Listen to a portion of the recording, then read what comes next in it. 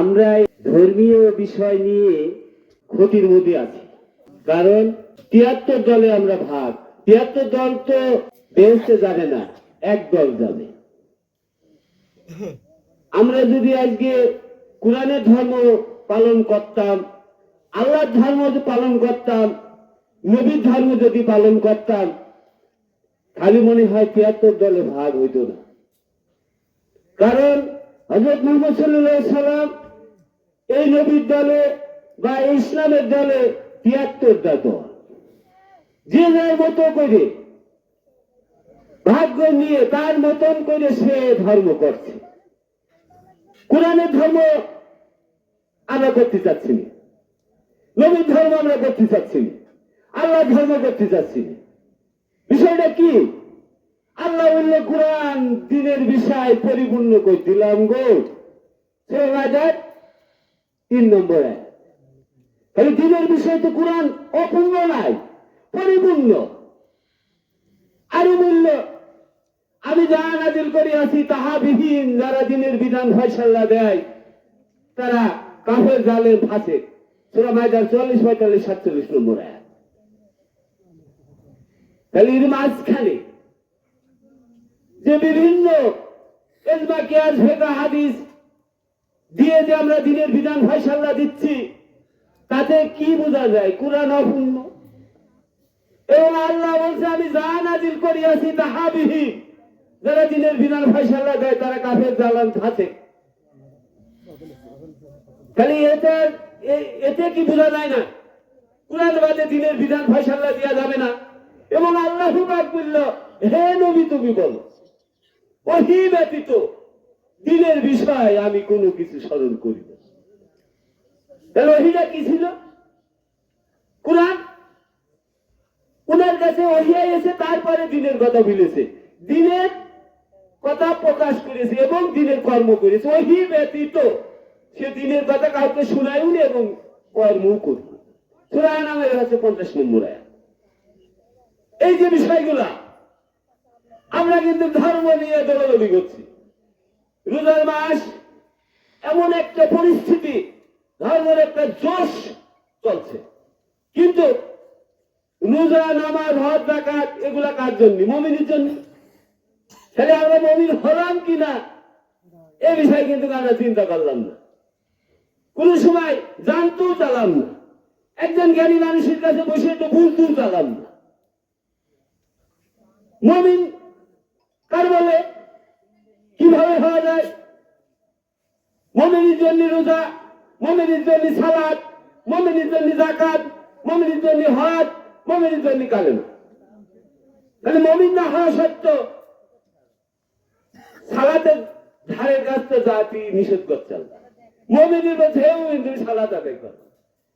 এবং এই রোজার মাসে রোজা করা মানে কি? সিয়াম সাধন, মুত্তাকি হওয়ার জন্য সিয়াম সাধন করতে বলা হয়। তাহলে যে ব্যক্তি বিশ্বাসী সে ব্যক্তি মুমিন। তাহলে বিশ্বাস কি? সেটা আল্লাহ এবং আখিরাত বিশ্বাস করে তো মুমিন নাই। সূরা বাকারা ৮ নম্বর আয়াত। আল্লাহ বিশ্বাস করি, নবী বিশ্বাস করি, কুরআন বিশ্বাস করি, দোজখ বেহেশতে বিশ্বাস করি, মরণ বিশ্বাস করি, মরণ আযাব বিশ্বাস করি, সবই বিশ্বাস করি, তবু মুমিন হচ্ছে। সেই মুমিনরা কি বিশ্বাস করলে হবে? কুরআন কি বিশ্বাস করলে মুমিন হওয়ার কথা বলেছে? মুমিন হওয়ার কথাটা এইটাই। আল্লাহ রাসূল বিশ্বাসের বিষয়, রাসূল থেকে যারা আল্লাহকে সিবারেট করে, ফারাক করে, তারা মুমিন না। সূরা নিসার ১৫১ নম্বর। তাহলে আগে প্রথম কি বিশ্বাস করতে হবে? রাসূল। এখন হযরত মুহাম্মদ সাল্লাল্লাহু আলাইহি সাল্লাম আমার রাসূল, নবী একসাথে শেষ করে দেওয়া হয়ে গিয়েছে। যে নবী নেই, রাসূলও নেই। এখন কি আছে? আছে ইমাম সাহেব, মুফতি, মাওলানা, এইটা। কিন্তু রাসূল আগে বিশ্বাস করতে হবে।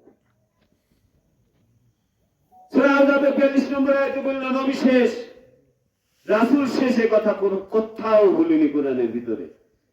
আমার গুরু মাওলানা হাশিমুল হক আল চিশতি, তিনি কোরআনের পরে গবেষক। তিনি কোরআনকে খুঁজে খুঁজে গবেষণা করে আমাদেরকে যা জানিয়েছে কোরআন থেকে আমরা সেই কথাই বলি এবং মানুষের জানাই। জয় গুরু। কারণ কি, কোরআন বাদে তো দিনের বিধান ফয়সালা দেওয়া যাবে না, কোরআন বাদে দিনের কথা মানুষের শোনানো যাবে না এবং সতর্কও করা যাবে না। সূরা আম্বিয়ার ৪৫ নম্বর আয়াত। তাহলে কোরআন নাই, দিনের বিষয় পরিপূর্ণ। এখন নবী শেষ, রাসূল আছে, তাই রাসূলের আনুগত্য করো, সূরা নূরের ৫৪ নম্বর আয়াত। নবী শেষ, ওহী শেষ, নবীর আনুগত্য করো, এ কথা কোরআনের কোথাও নেই। তাহলে রাসূলটা কোথায়? রাসূল কিভাবে পাবো? আল্লাহ বলছে মুমিনদের মধ্য থেকে মুমিনদের কাছে একজন রাসূল আসবে। যারা রাসূল রূপে আল্লাহ বিশ্বাস করলে তারাই তো মুমিন হলো, তাদের ভিতর থেকেই তো রাসূল আসবে, আল্লাহ বলছে।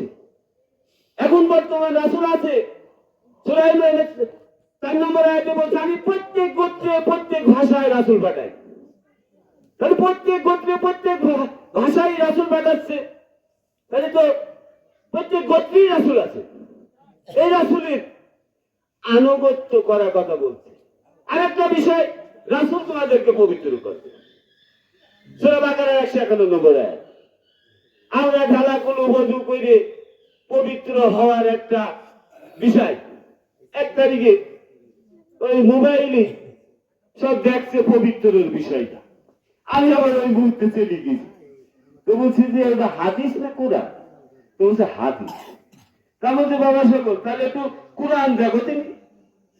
সূরা বাকারার ১৫১ নম্বর আয়াত বের করে তখন বলছে এই বিষয়টা আমাদের জন্য না, এই নবীর সময়, নবী সাহাবীদের জন্য। তা বলছে আরে মূর্খ দল, নবী সাহাবীদের জন্য এই পবিত্র কথাটা, রাসূল তোমাদের পবিত্র করবে এই কথাটা বলছে।